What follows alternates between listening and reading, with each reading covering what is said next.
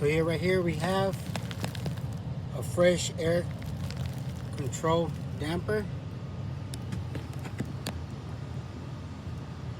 with its own relay sensor, with the relay panel, the smart thermostat. We have a 90% gas Trane system.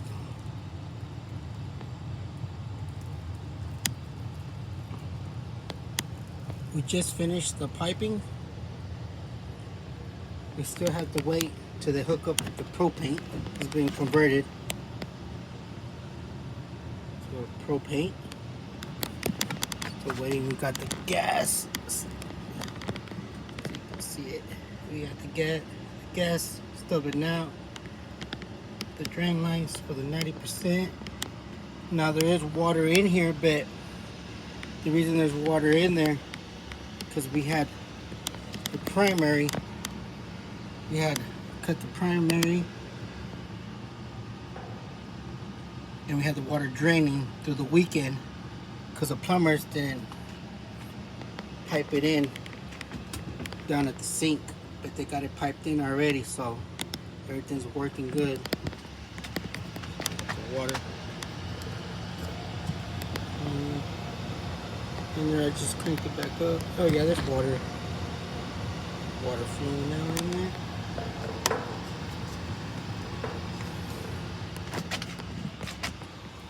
This one has a mister.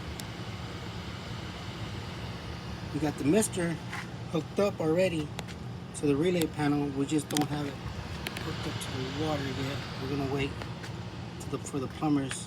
We're gonna run a water line to it. The plumber's gonna hook it up. Once he got it hooked up, pretty much ready to crank up on the mister side, but the mister will only turn on heat mode. As you can see, we have the fresh air damper opened, which is pulling fresh air from outside.